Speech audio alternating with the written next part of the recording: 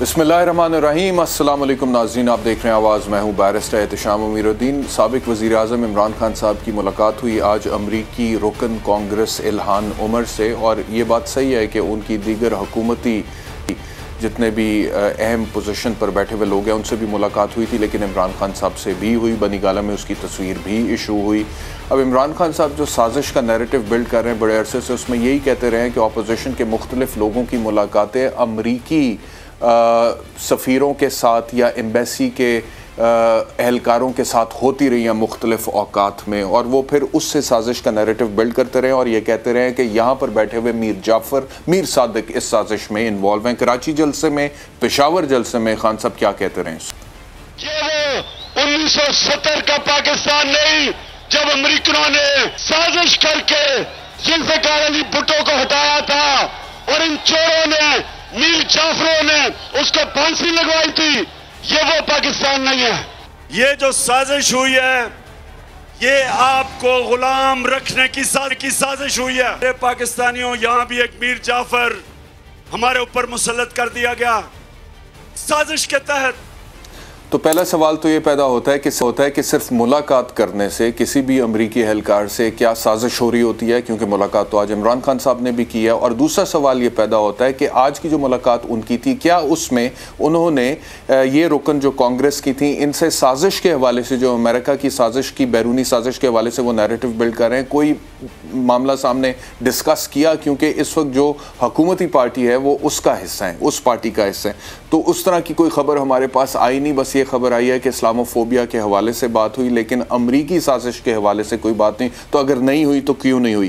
ख़ास तौर पे जब आप ये नैरेटिव बिल्ड कर रहे हैं, बावजूद इसके कि आपकी आला अस्करी क़यादत ऑन बोर्ड नहीं है। DGISPR ने कुछ दिन पहले साजिश से क्या कहा था, सुनिए। Joint chief of staff committee, तमाम सर्विसेज चीफ और DGI भी शामिल थे। वो मौक़िफ़ उस मीटिंग में भरपूर तरीके से दे दिया गया और उसके बाद उस मीटिंग का एक एलामिया जारी हुआ। एलामिया के अंदर बड़े वाज़ेह अल्फाज में लिखा हुआ है कि क्या था और क्या नहीं था। उसके ऊपर आप वाज़ेह तौर पे देख सकते हैं अगर कहीं उधर कॉन्स्पिरेसी का लफ्ज़ है क्या उस एलामिया में, मेरा नहीं ख्याल। लेकिन इसके बावजूद और इससे पहले ही पाकिस्तान तहरीक इंसाफ अपना माइंड मेकअप कर चुकी थी। उन्होंने कहा ये जो तरीके और अदम एतमाद उस वक्त के वज़ीर आज़म इमरान खान के खिलाफ आ रही है, इसके ताने बाने साजिश से जुड़े हुए हैं। लिहाजा शाह महमूद कुरैशी साहब ने floor of the house Mustafi होने का ऐलान।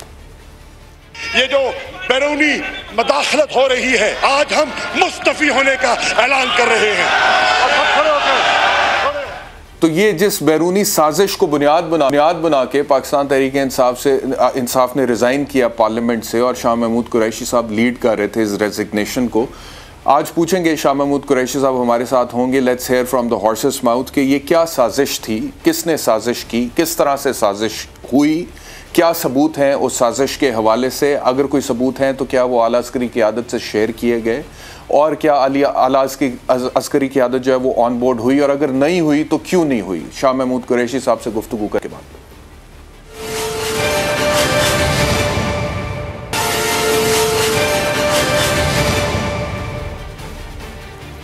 वेलकम बैक टू आवाज़। मुझे ज्वाइन किया पाकिस्तान तहरीक इंसाफ के वाइस चेयरमैन शाह महमूद कुरैशी ने। शाह साहब बहुत शुक्रिया मुझे ज्वाइन करने के लिए। पहला सवाल, क्योंकि ये सारा तमाम जो मामला लेटर गेट का है, आप इसके बड़े कलीदी अहम किरदार हैं, क्योंकि आप फॉरेन मिनिस्टर थे और वो जो भी वहाँ से असेसमेंट आई एम्बेसडर असद मजीद की, वो फॉरेन मिनिस्ट्री को आई एम श्योर सबसे पहले आपके पास पहुँची होगी, फिर प्राइम मिनिस्टर साहब के पास पहुँची होगी। तो ये उसकी बुनियाद पे जितना साजिश का नैरेटिव और बैरूनी मुदाखलत और बैरूनी साजिश का नैरेटिव बिल्ड किया पाकिस्तान तहरीक इंसाफ ने, और कहा कि कुछ लोग यहाँ पर जो मीर जाफ़र हैं, मीर सादिक हैं, वो गद्दार हैं। तो मेरा पहले दिन से मौक़िफ़ ये रहा है कि ये जो तहरीक आदम एतमाद इमरान खान साहब के ख़िलाफ़ बतौर वज़ीर आज़म कामयाब हुई थी, उसके मुहर्रिकात मुख्तलिफ थे, उसकी वजूहात मुख्तलिफ थी, उसके डायनामिक्स मुख्तलिफ थे, और वो ये थे कि अपोजिशन सारी इकट्ठी हो चुकी थी, आपके इत्तेहादी आपका साथ छोड़ चुके थे, इस्टेब्लिशमेंट के साथ आपके ताल्लुकात ख़राब हो चुके हुए थे। इस वजह से तहरीक आदम एतमाद कामयाब हुई है, ना कि किसी बैरूनी साजिश की वजह से जो नैरेटिव आप बिल्ड कर रहे हैं जलसों में। क्या कहिएगा? पहली बात तो है कि सोचने की बात यह है कि सब लोग ये यकजा कैसे हो गए। ये तो एक दूसरे का पेट फाड़ने पर तुले हुए थे, ये तो एक दूसरे पे इल्ज़ामात लगा रहे थे, ये यकदम यकजा कैसे हो गए? मुझे बताइए ना, ये कौन सी इनकी कदर मुश्तरक है जिसने इनको यकजा कर दिया? देखिए, हम अपने मौक़िफ़ पर कायम हैं, हम समझते हैं कि ये ताने बाने जुड़ते हैं और ये अंदरूनी बैरूनी जो एक काविश है जिसका नतीजा ये इम्पोर्टेड हुकूमत है। ये माने न माने, सवाल ये है पाकिस्तान के लोग किस चीज़ को तस्लीम कर रहे हैं। इस्लामाबाद में लोग किसको तस्लीम कर रहे थे, पेशावर में क्या हुआ, कराची में क्या हुआ, और इंशाअल्लाह कल आप देख लेंगे कि लाहौर के लोग क्या फ़ैसला सुनाते हैं। तो चंद तज्जियाकारों के तज्जियों से फ़ैसला कौम का नहीं होता, अवामुन्नास फ़ैसला करती है, और अवामुन्नास फ़ैसला कर चुकी है कि ये हुकूमत मुसल्लत है। जिस तरह आपने कहा कि चंद तज्जियाकारों के तज्जिए पर फैसला नहीं होता, अवामुन्नास फैसला करती है, इसी तरह अवामुन्नास भी सिर्फ पाकिस्तान तहरीक इंसाफ के वोटर, सपोर्टर या जलसे में आने वाले लोग तो नहीं है ना। यूनाइटेड ऑपोजिशन है, ऑपोजिशन की पार्टीज़ हैं, उनकी भी अपनी एक फॉलोइंग है। उसके अलावा आप देखें कि मीडिया, अदालतें हैं, इदारे हैं, सब एक तरफ हैं और किसी की तरफ से बात सामने नहीं आई कि ये साजिश हुई है। जो नेशनल सिक्योरिटी काउंसिल का एलामिया आया उसमें भी साजिश का लफ्ज इस्तेमाल नहीं किया गया। DGISPR की प्रेस कॉन्फ्रेंस ने भी उन्होंने इसी बात के ऊपर एम्फसाइज किया। ये बताइए आप अपने मौके पर कायम हैं तो क्यों है, कैसे साजिश हुई है, क्या साजिश हुई है? पहले जब कोई साजिश करता है आपको लिख के चिट्ठी भेजता है कि मैं साजिश करने वाला हूं, आप तैयारी कर ले। उसे पस मंज़र को देखना होता है, चालों को देखना होता है, मुलाकातों को देखना होता है, आमदोरफ्त को देखना होता है। आप देखते हैं कि किसको कहाँ बुलाया गया, किससे कहाँ मीटिंग की गई, ये सब ताने बाने जब जुड़ते हैं तो आप छोड़िए ना। हमारा तो एक मुतालबा है कि आप कह रहे हैं कि सारे एक तरफ हैं, तो वो जो सब एक तरफ हैं तो एक जुडिशल कमीशन कायम कर दें, और जुडिशल कमीशन जो है वो इसकी इंक्वायरी कर ले, इन्वेस्टिगेट कर ले। तो बड़ा सिंपल है। एक नंबर तो आपने कहा कि जलसों में तो आपके सपोर्टर होते हैं बजा तौर पर, और दूसरी जमातों की भी फॉलोइंग है बजा तौर पर है, तो उसका भी एक हल है। उसका हल है आप इंतखाबात करवा लीजिए। अगर हमारी बात में वज़न होगा तो लोग हमारी बात को तस्लीम कर लेंगे, और अगर हमारी बात को लोग तस्लीम नहीं करते तो हमें वोट नहीं देंगे, और उनका बयानिया जो है वो उभर के सामने आ जाएगा और वो मुंतखब होके हुकूमत चलाने के काबिल हो जाएंगे। इस वक्त इस हुकूमत का मैंडेट लोग तस्लीम नहीं कर रहे। न सिर्फ पाकिस्तान में नहीं, बैरून मुल्क चले जाइए ना, आपके तो अपने मरासिम भी हैं और आपके राब्ते भी हैं। आप पता कर लें अमेरिका से, बरतानिया से, कनाडा से, जर्मनी से, फ्रांस से, इटली से, ऑस्ट्रेलिया से, वहाँ के जो पाकिस्तानी हैं उनका तासुर क्या है। छोड़िए हमारे बयानिया को, हो सकता है हमारा तासुब हो, हमारा एक जो पॉलिटिकल बायस हो। जो लोग जिनका कोई पॉलिटिकल बायस नहीं है, जो हुकूमत में नहीं थे, जो बाहर ऑब्जर्वर्स हैं, उनका व्यू क्या है ले लीजिए। बेस्ट नतीजा क्या है? इंतखाबात। लेकिन इंतखाबात तो अपने तरीके से होंगे ना। अब देखिए उसकी जो आईनी मुद्दत है वो पूरी होनी है। अब क्या तरीका है इंतखाबात का? तरीका क्या होता है? इमरान खान साहब का, मेरी बात तो सुन। क्या तरीका है इंतखाबात का? मेरी बात तो सुन। इंतखाबात का तरीका समझा दीजिए ना, जरा समझा दीजिए। इंतखाबात का तरीका क्या होता है बताइए। इंतखाबात का तरीक़ाकार ये होता है कि आइन में जो मुद्दत दी गई है उस मुद्दत पे इंतखाबात होने हैं। अब अगर आपके खिलाफ तरीक़े अदम एतमाद कामयाब हो गई है और वज़ीर आज़म नहीं रहे इमरान खान साहब, तो आपकी ख्वाहिश पर तो इंतखाब फौरी तौर पे दूसरी हुकूमत नहीं करेगी ना sir. Election commission of Pakistan को भी ऑन बोर्ड लेना है। उन्होंने कहा जी अक्टूबर से पहले हम इंतखाबात नहीं करा सकते। अगर पाकिस्तान तहरीक इंसाफ ये समझती है कि बैरूनी साजिश के हवाले से जो नैरेटिव बिल्ड किया उन्होंने या इमरान खान साहब ने, उसकी वजह से उनकी पाकिस्तान में और बैरून मुल्क बहुत ज्यादा मकबूलियत है, इसलिए फौरी इंतखाब हो जाए, तो सिर्फ इस वजह से नहीं हो सकता। उसके पूरे एक डायनामिक्स हैं, लॉ है, इलेक्शन कमीशन ऑफ पाकिस्तान है, हल्का बंदियां होनी है, वो सारी चीजें जब मुकम्मल होगी तो फिर इंतखाब होगा ना सर। तो सुन लीजिए, उसका जवाब ले लीजिए। उसका जवाब ये है कि ये बताइए ये आइन में कहां दर्ज है कि आप खरीदो फरोख्त करके वफादारियां तब्दील करें? ये कहाँ आइन में दर्ज है कि आप धौंस और धांधली से एविडेंस क्या है इसका आप लोगों के बोली लगाए लोगों की फरोख्त हुई है? एविडेंस है कोई इसका? आप मुझे बात करने देंगे? आपने सवाल किया, आप जवाब लेना चाहेंगे? आपने सवाल किया है, मुझे जवाब का मौका देंगे आप? नहीं, आप क्रॉस क्वेश्चन ना कीजिए, मुझे सवाल का पहले जवाब देने दीजिए, फिर नया सवाल कीजिए। क्रॉस क्वेश्चन करना तो मेरा हक है ना। आपने कहा पूछ सकता हूं ना। क्रॉस क्वेश्चन तो जवाब देना मेरा हक है भाईजान, जवाब देना मेरा हक है। आपने अगर मुझे जवाब नहीं देना तो मुझे ना बुलाइए कि कोई एविडेंस है सर इस बात का। If you interrupt me, Barrister Saab, I will lose my chain of thought. If you keep interrupting me, I will not be able to answer your question.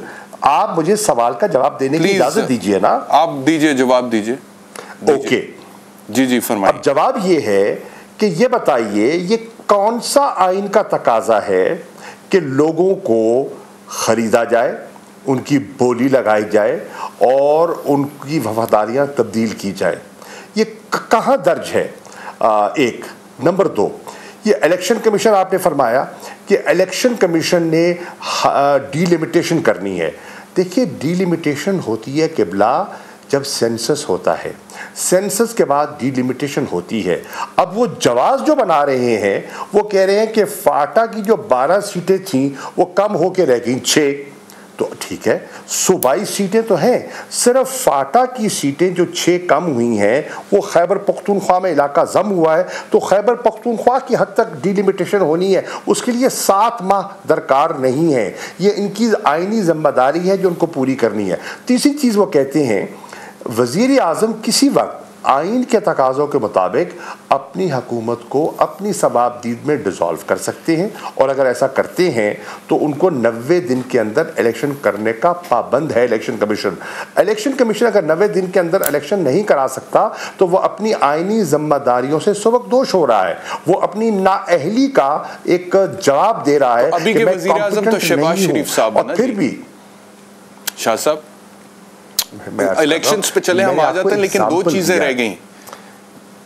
चीजें रह गई जिसके ऊपर मैं आपसे थोड़ी सी आपको एग्जांपल चाह रहा था कि इसके ऊपर आप थोड़ा सा इलैबोरेट कर दें। इमरान खान साहब इलैबोरेट कर दें। नंबर 1 जो मेरा पहला सवाल था आपसे शाह साहब वो एविडेंस के हवाले से था। आप बिल्कुल ठीक कह रहे हैं, आइन में कोई गुंजाइश नहीं है फ्लोर क्रॉसिंग की, लेकिन कोई एविडेंस है कि पैसे चले हैं, जमीर फरोशी हुई है, पूरे की पूरी इत्तेहादी जमातें गई है ना दूसरी तरफ।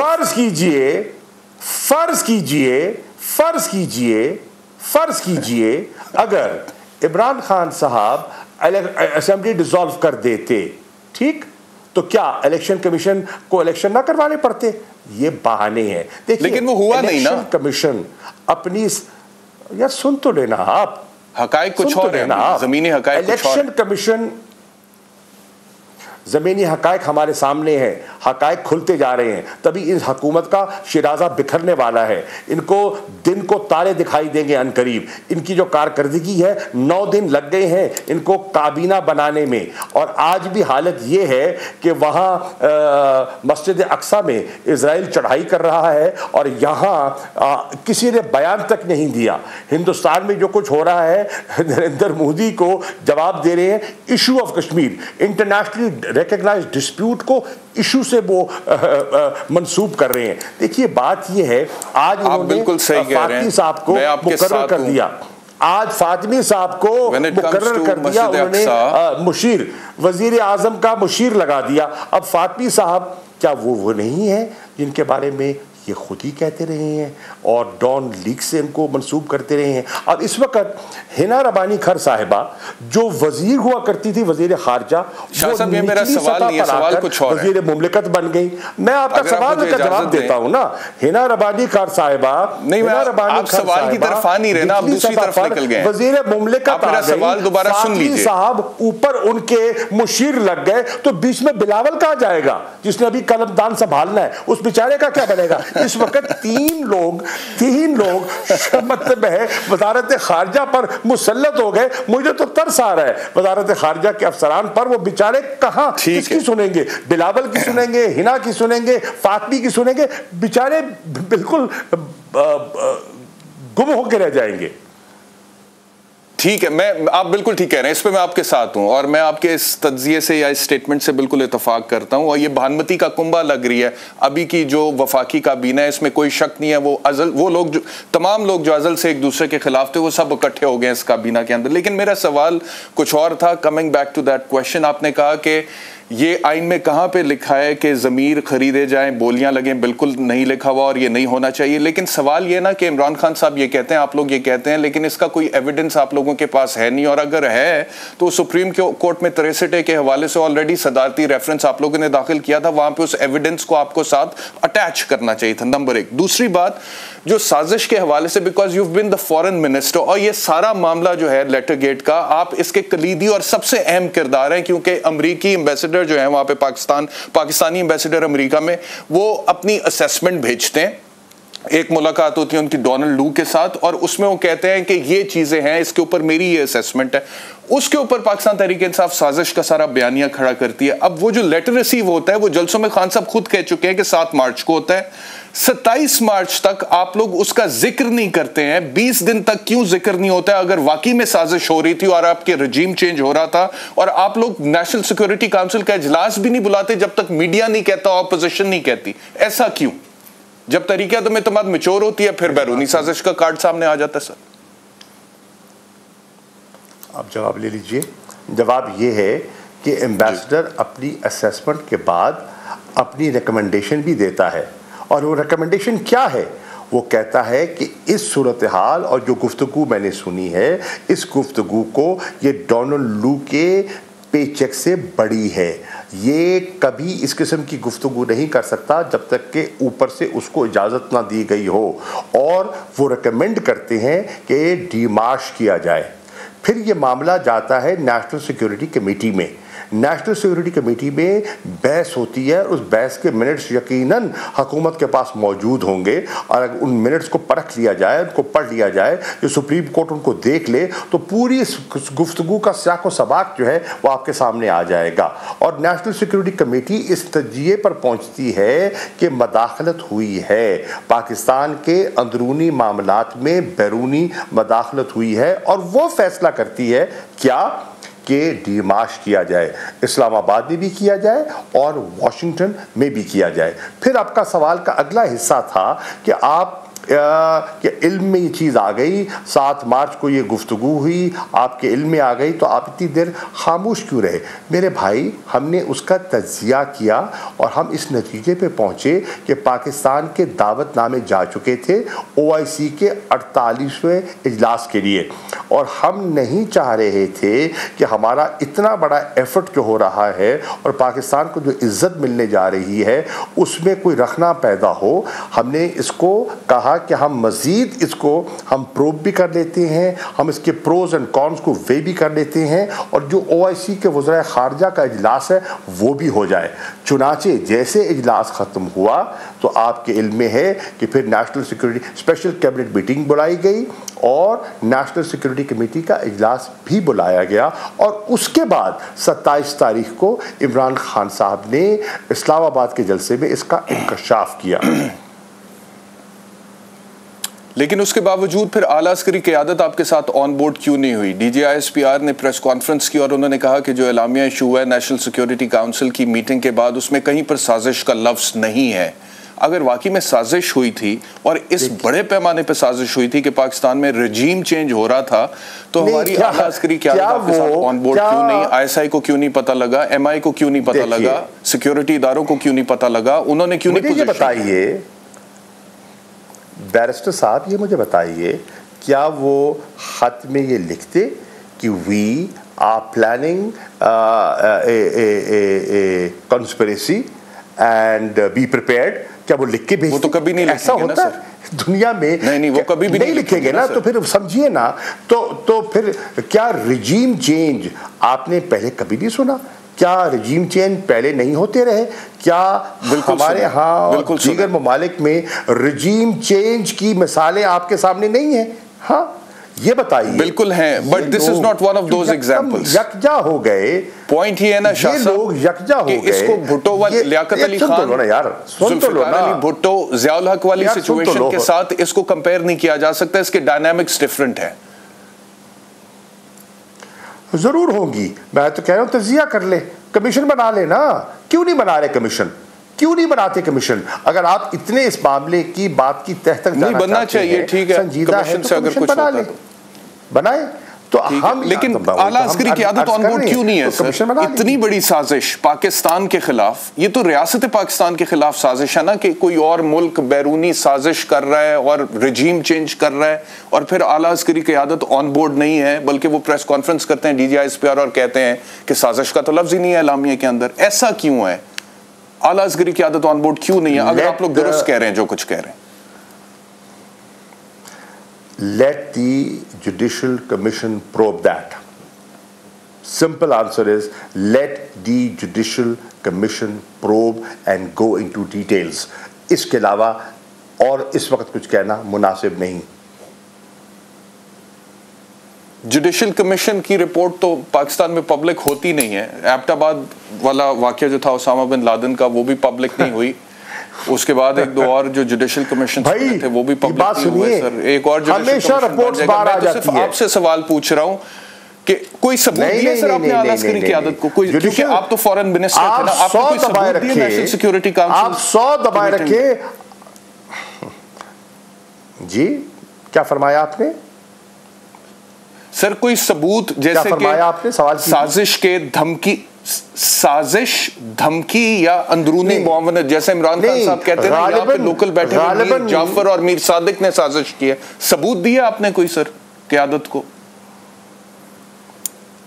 Constitute a judicial commission, simple. Why can't you understand that? बड़ी सिंपल जबान में आपको समझा रहा हूं। आपको अगर ये तसल्ली करनी है, तजस्सुस है, उसका जवाब चाहते हैं, कमीशन बना लीजिए, नंबर 1। दूसरा, गालिबन आपने पूछा कि मैं उस मीटिंग में मौजूद क्यों नहीं था, यह आपने गालिबन सवाल किया, तो उसका जवाब यह है किबला कि मैं मुल्क से बाहर था, मैं चीन में था, और चीन में एक बहुत अहम इजलास था जिसमें ट्राइलैटरल मीटिंग होनी थी अफ़गानिस्तान, पाकिस्तान और चीन की, और जिसने अफ़गानिस्तान के जितने नेबर्स हैं बशमूल ईरान, चीन, पाकिस्तान, सेंट्रल एशियन रिपब्लिक्स, उनका एक इजलास था जो पहले से तयशुदा था और बहुत अहम मीटिंग थी वो। और एक जो ट्रॉयका एक्सटेंडेड मीटिंग होनी थी, मैं उसमें मशगूल था, इसलिए नहीं था। अच्छा चले, एक आखिरी सवाल, इस हवाले से फिर मैंने और भी चीज़ों पे आपसे डिस्कशन करनी है।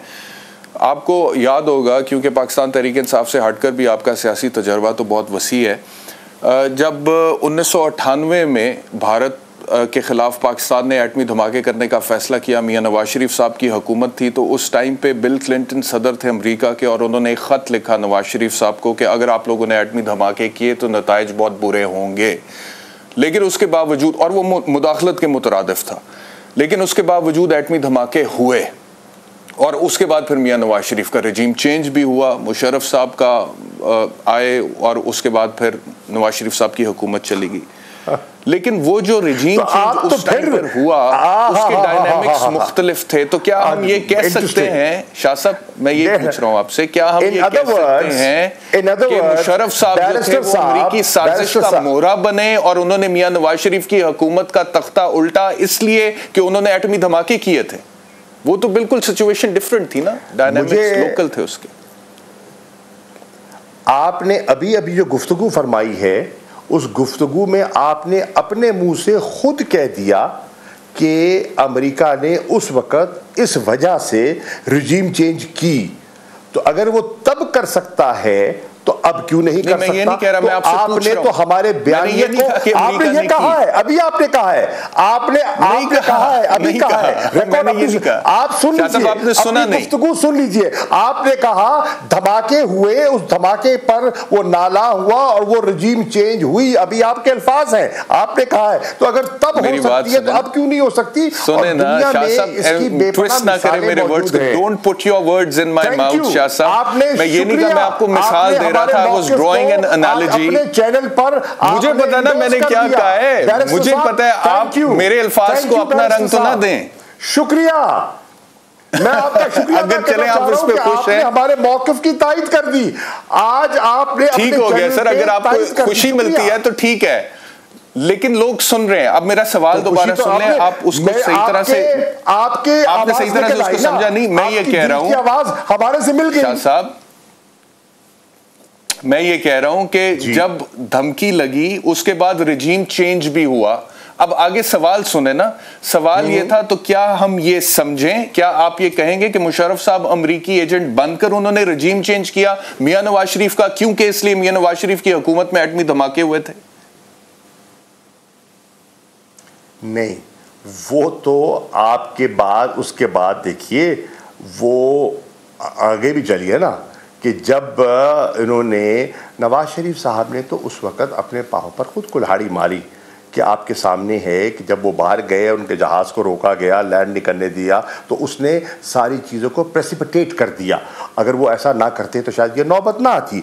वो आप देखें ना, आप मुख्तलिफ चीज़ों को जोड़ रहे हैं, लेकिन आपने आज ही कुदरती एक एतराफ़ कर दिया है कि रजीम चेंज होता है और कुछ बड़ी कुव्वतें मदाखलत करती हैं। एग्जैक्टली जिस तरह आपने कहा शाह साहब, जिस तरह आपने कहा कि नवाज शरीफ साहब ने अपने पैर पर कुल्हाड़ी मारी और वो जहाज लैंड करना था, उसे इजाजत नहीं दी, सेम इसी तरह लोगों का ख्याल ये है कि इमरान खान साहब ने अपने पैर पर कुल्हाड़ी मारी, ऑपोजिशन सारी इकट्ठी हो गई, इत्तेहादी उनके साथ जाके मिल गए, एस्टैब्लिशमेंट के साथ जो एक पिच कायम था वो फट गया, इस वजह से रजीम चेंज हुआ है पाकिस्तान में। एग्जैक्टली माय पॉइंट जो आप कह रहे हैं।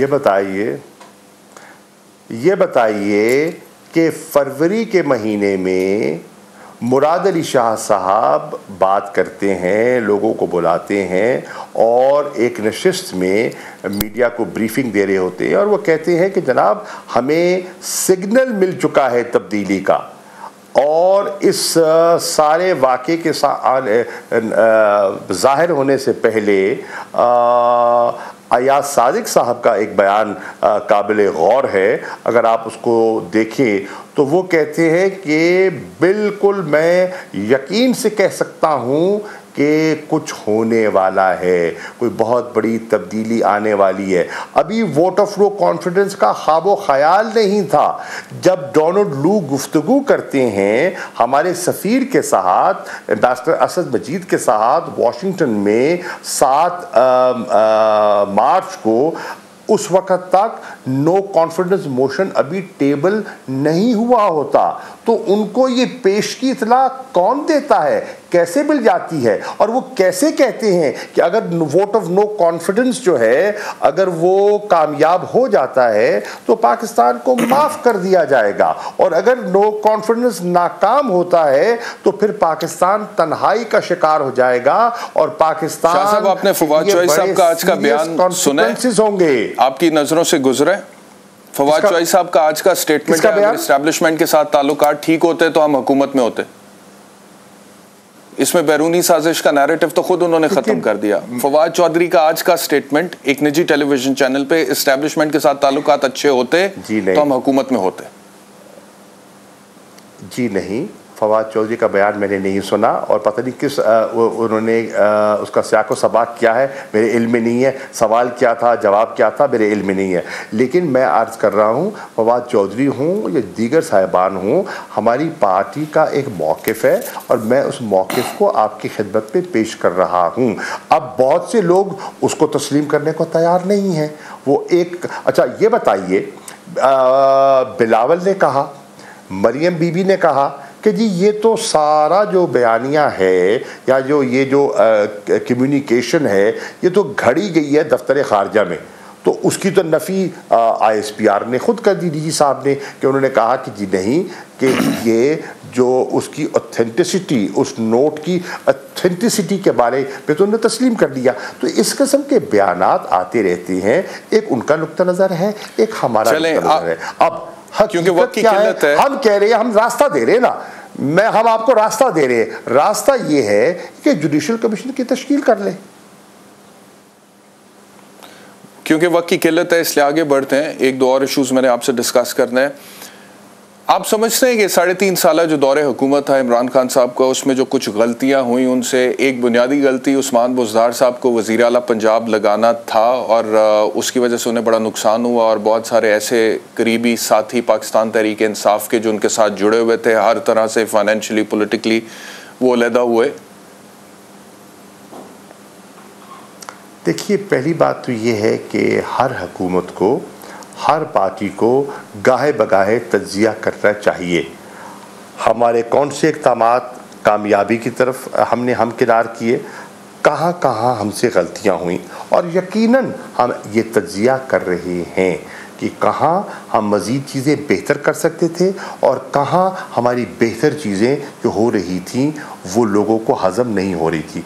मत भूलिए कि तहरीक इंसाफ की हुकूमत ने, इमरान खान साहब की हुकूमत ने बहुत मुश्किल हालात में, जब दुनिया पर कोविड के बादल छाए हुए थे, पूरी दुनिया की इकॉनमी मुतासर हो चुकी थी, इकोनॉमिक कॉन्ट्रैक्शन का समा था, लाखों अमवात हो गई, और ख्याल ये था कि पाकिस्तान के जो अस्पताल हैं वो फ्लड हो जाए।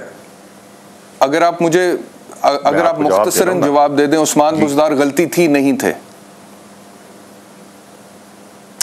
हमारे पास अंडर द गिवन सर्कमस्टेंसेस हमारे पास लिमिटेड ऑप्शंस थी। मैं आज ये कह दूं, अगर मुझे आप इजाज़त दीजिए, मैं ये कह दूं कि अगर मेरे खिलाफ साजिश ना की गई होती, और आज मैं पहली दफ़ा कह रहा हूँ आपके प्रोग्राम में, एक साजिश की गई, मुझे सूबाई इलेक्शन हरवाया गया, उसमें बहुत से अवामिल थे, तो शायद ये नौबत ना देखनी पड़ती। ये फैसला कुछ लोगों ने कर लिया कि अगर ये मुंतखब हो जाता है सूबाई असम्बली का मेंबर तो पंजाब का चीफ मिनिस्टर बन सकता है, और ये इमरान खान का की सोच थी, तो ऐसा एक ऑप्शन मौजूद था पार्टी के पास। वो ना रहा, किस्मत की बात है, अल्लाह के हर काम में मसलियत होती है, लेकिन अंडर द सर्कमस्टेंसेस हमारे पास लिमिटेड ऑप्शंस थी, और जो अवेलेबल ऑप्शन थी वो खान साहब ने एक्सरसाइज की। अगर उसमें आप कह रहे हैं कि आपके खिलाफ साजिश हुई, और कहीं उस साजिश के नतीजे में सूबाई असेंबली का इलेक्शन आपको हरवाया गया, अगर आप सूबाई इलेक्शन ना हारते तो फिर आप वजीर आला पंजाब होते? जी, मुझे इमरान खान साहब ने कहा था कि आप सूबाई इलेक्शन लड़िए। क्यों लड़वाया जा रहा था मुझे सूबाई इलेक्शन? मैं तो कौमी असेंबली का इलेक्शन लड़ रहा था। इसलिए लड़वाया जा रहा था कि उनकी जहन में तब पार्टी में दो ऐसे अफराद थे जो उनकी नज़र में पंजाब की इस ओहदे के लिए शायद बेहतर होते। उनके जहन में जहांगीर तरीन साहब थे, जहांगीर तरीन साहब को सुप्रीम कोर्ट ने नाअहल कर दिया था, और दूसरा उनके जहन में मैं था, और मुझे उन्हें इजाज़त दी कि मैं सूबाई इलेक्शन लड़ूं। फिर एक साजिश हुई और उसके तहत मुझे सूबाई असेंबली, जिस हल्के से मैं 36,000 वोटों की लीड से कौमी असेंबली का मेंबर बनता हूं, उस हल्के के सूबाई नशिस्त से मुझे चंद वोटों से हरवा दिया जाता है। साजिश थी या मुदाखलत थी? साजिश थी। अच्छा ठीक है। अच्छा आखिरी सवाल, क्योंकि मैं शाह साहब मुझे अच्छा जवाब ले ले। दोनों मैं सोच लूं, साजिश हुई और साजिश के जरिए मुदाखलत हुई। सही है। अच्छा मुझे ये बताएं कि ये बुज़दार एडमिनिस्ट्रेशन में जो करप्शन के हवाले से बातें सामने अब आ रही हैं मीडिया पर, और ये कहा गया पाकिस्तान तहरीक इंसाफ के अपने मुनहरिफ अरकान की तरफ से कि 3 करोड़ रुपए में डीसी लगता रहा है और ट्रांसफ़र पोस्टिंग्स में पैसे चलते रहे। खातून फरा खान नामी उनका नाम सामने आ रहा है, वो अब मुल्क छोड़कर जा चुकी हैं। उनके हवाले से कहा जाता है, उनके हस्बैंड के हवाले से कहा जाता है कि चीफ मिनिस्टर्स ऑफिस तक उनको रसाई थी, बनीगाला तक उनकी रसाई थी। तो this is bringing a bad name to your party and your leader. तो इस हवाले से इन्वेस्टिगेशन तो होनी चाहिए। मुझे ये बताइए, इस वक्त जो काबीना ने हलफ उठाया है उसमें से तकरीबन निस्फ वज़ीर ऐसे हैं जिन पर करप्शन के केसेस हैं। जिस दिन वज़ीर आज़म ने हलफ उठाया है उसी दिन उन पर फ़र्द जुर्म आयद होनी थी। अब बताइए, आप बताइए, जो वज़ीर आला मुंतखब हुए हैं उनका भी, लेकिन वो तो बकौल आपके हैं ही, छोड़ आपके सामने, उनसे तो आपका मुकाबला नहीं है। देखिए मुझे मालूम है, अगर उन्होंने चोरी की थी तो इसका मतलब है आपके दौर में भी करप्शन जायज़ है। मैं नहीं कह रहा, मैंने ये बिल्कुल नहीं कहा। करप्शन हरगिज़ जायज़ नहीं है, चाहे कोई भी करे, हमारा करे पराया करे। एहतसाब के अमल को आगे बढ़ना चाहिए था। अनफॉर्चुनेटली जिस रफ्तार से उसको बढ़ना चाहिए था वो नहीं बढ़ पाया। आज भी देखिए, फरा खान से कभी आपकी ज़ाती तौर पर मुलाकात हुई? बनीगाला में प्राइम मिनिस्टर हाउस में फरा खान से आपकी मुलाकात हुई? मैं तो उनको जानता भी नहीं हूँ और कभी मैंने सामना भी नहीं किया, कभी मेरी मुलाकात भी। बहुत शुक्रिया शाह महमूद कुरैशी साहब, हमें ज्वाइन करने के लिए। एक ब्रेक का वक्त हो गया, ब्रेक से वापस आएंगे तो फिर मईशत के हवाले से बात करेंगे।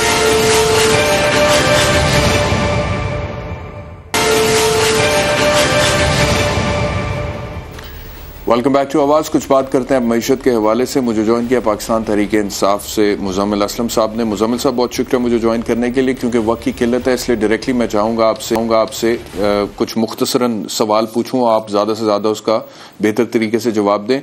मिफ्ता इस्माइल साहब ये कहते हैं, अभी के जिनके पास खजाना का कलमदान है, कि हमारे दौर में जो बजट खसारा था वो 1600 अरब रुपए था, लेकिन पाकिस्तान तहरीक इंसाफ वाले 5575 अरब रुपए का खसारा छोड़कर गए हैं।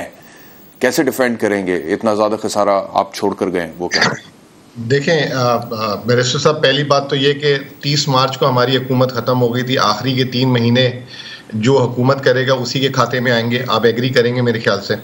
तो ये जो 9 महीने हैं उसका जो खसारा है हमारा 2504 अरब रुपए है, जो 3.9% बनता है। पूरे साल का जो खसारा जो हमने बजट में दिया था वो दिया है 4300 अरब रुपए का, जो 6.4% बनता है। मिफ्ता इस्माइल साहब की जिस दिन गवर्नमेंट गई थी 2018 में, तो 6.6% इनका बजट खसारा था। और एक बेसिक सा मईशत का जो है ये वो प्रिंसिपल है कि हमेशा खसारा as a percentage of GDP देखा जाता है। अब रहा सवाल ये कि हमने 2500 में छोड़ा है, 2500 से 30 जून तक जितना होगा वो सारा का सारा इनका होगा और इनको इसकी ओनरशिप लेनी होगी। अब इनको समझ नहीं आ रहा कि इलेक्शन आप कह रहे हैं 2500 छोड़ा है, वो कह रहे हैं 5575, तो वो 5575 कैसे बना रहे हैं फिर, अगर आपने 2500 छोड़ा? वो कह रहे हैं कि 30 जून को हो जाएगा, और मैं 9 महीने का आपको एक्चुअल नंबर दे रहा हूं जो 30 मार्च 2022 को हुआ है 2500। मुझे एक बात बताएंगे, 9 माह में 2500 अरब रुपए खर्च किए हमने, आखिरी 3 महीने में जो है 3000 अरब मतलब कैसे होंगे? वो तो इन्हीं की हुकूमत है ना, अगर ये खर्च करेंगे तो इन्हीं पे आएगा, हम पे तो नहीं आएगा। हम तो 9 महीने के जवाब दें ना। ठीक है, फेयर इनफ। अच्छा, मुझे ये बताइएगा, कर्जों के हवाले से जो एक बहुत बड़ी तनकीद पाकिस्तान तहरीक इंसाफ, पाकिस्तान मुस्लिम लीग नवाज और पीपल्स पार्टी पे करती थी, वो ये थी कि 10 सालों में इन्होंने 24,000 अरब रुपए कर्जा बढ़ाया, लेकिन पाकिस्तान तहरीक इंसाफ के 3.5 पौने 4 साल में 20,000 अरब रुपए कर्जा बढ़ा है और वो 50,000 अरब तक पहुंच गया। इसका क्या जवाब है? यानी कि उन्होंने 10 सालों में जितना किया था, आपने 3.5 साल में तकरीबन 20,000 अरब रुपए बढ़ा दिया और 50,000 अरब पे पहुंचा। देखिए एहतशाम साहब, मैं इसमें भी यही बात बताऊंगा आपको कि मईशत के बेसिक प्रिंसिपल्स हैं। अगर इस तरीके से देखना है तो मैं पहले इसका भी जवाब दे देता हूँ, 3 चीजें और बता देता हूँ। जब हम मईशत हमने ली थी 2018 में, तो उस वक्त पाकिस्तान का मईशत का हजम था 35,000 अरब रुपए। इस साल 65,000 अरब है, यानी कि 81% बढ़ी है। यानी पूरे पाकिस्तान में 74 साल में जितनी मईशत नहीं बढ़ी थी, वो 3.5 साल में 81% बढ़ी। टैक्स कलेक्शन जब ये आए थे तो 3,700 अरब छोड़ के गए थे, इस साल 6,100 अरब होगी, यानी कि 65% बढ़ी है। यानी कि अगर आप कोई भी इस तरह का अहदाफ उठा लेंगे तो इतना मतलब 70-80% पिछले साल 3 सालों में बढ़ा है। अच्छा, इसी तरीके से पाकिस्तान की तारीख में ये 20 अरब डॉलर पे एक्सपोर्ट छोड़ के गए थे, इस साल 32 अरब डॉलर हो रही है, ये 50%। कर्जे का क्या जवाब है सर? हाँ, मैं एक और बात देके कर्जे पे आ रहा हूँ। और 31 अरब डॉलर जो है इस साल रेमिटेंसेज हो जाएंगी, ये 19 अरब डॉलर में छोड़ के गए थे, ये तकरीबन 60% बढ़ी है। अब आ जाए कर्जे पे। कर्जा जब हम आए थे तो हमें मिला था 25,000 अरब पे, और अब हम छोड़ के गए हैं 43,000 अरब में, यानी कि 18,000 अरब हमारे दौर में कर्जा बढ़ा है। इस 18,000 अरब में से 9,000 अरब सूद की अदायगी थी, जो पिछली हुकूमत ने कर्जा लिया था उसका सूद उतारा है। 4,500 अरब जो है जो करेंसी, ये कर्जा नहीं लिया, करेंसी की एडजस्टमेंट की वजह से कर्जा बढ़ गया। मैं इसकी मिसाल दे देता हूँ आसानी से समझाने के लिए। आपने मुझे $100 2018 में दिए थे और उस वक्त 120 का डॉलर था, यानी कि मैंने रुपयों में आपका 12,000 कर्जा देना था। 2022 में मैंने वही $100 आपका देना वापस नहीं किया, लेकिन अब हो गया 185 का। तो अब मैंने रुपए में आपको 18,500 रुपए देने, यानी जो उसकी जिम्मेदार भी आप ही है ना। अगर रुपया डिवैल्यू किया है तो उसकी जिम्मेदारी भी उसी हुकूमत पर आएगी ना जिसके दौरे हुकूमत में डिवैल्यू किया। और दूसरा, आप कह रहे हैं कि इनकी पिछली हमने जो उतारे हैं वो सूद उतारा है इनका 9,000 अरब, लेकिन जो मेरे पास फिगर आ रहा है उसमें नेट कर्जा इतना आ रहा है कि नेट कर्जा जितना भी सूद पिछली हुकूमतों का उतार कर नेट कर्जा इतना आप छोड़कर गए, 18,000 अरब मजीद चढ़ा कर गए रियासत पाकिस्तान पे। हमने ये 18,000 अरब जो कर्जा लिया है इसमें इतना सूद की अदायगी की है। 6,000 अरब जो है ये कर्जा नहीं लिया, ये रुपए की रिवैल्यूएशन हुई है। जो हमने नेट कर्जा लिया वो आपको बता देता हूँ, 4,000 अरब रुपए लिए 4 सालों में, जिसमें से भी 2,500 इनकी मेहरबानी है कि इन्होंने 18वीं तरमीम पास की थी। सर अभी तो आपने कहा 43,000 पे है ना, मेरे पास 50,000 अरब का फिगर है। आप खुद 43,000 मान रहे हैं, तो मैं तो आपको अपना जवाब दूंगा ना। आपका फिगर कहां से आप वेरीफाई कर दें, मैं चैलेंज करता हूं मेरे फिगर को, अगर आप गलत कर देंगे आपकी फिगर पे अगर बात कर लें, आपने कहा कि हमने स्टेट बैंक से वैसे लिया, लेकिन आपने कहा कि 25,000 अरब पे ये छोड़ के गए थे, 43,000 अरब पे हमने छोड़ा, तो इससे भी जो फर्क है वो 18,000 अरब का है ना। 18,000 अरब रुपया चढ़ा है पाकिस्तान के ऊपर आपके दौरे हुकूमत में। उस 18,000 अरब में से 9,000 सूद की अदायगी थी, जिसकी वजह से 9,000 अरब वो चढ़ गया।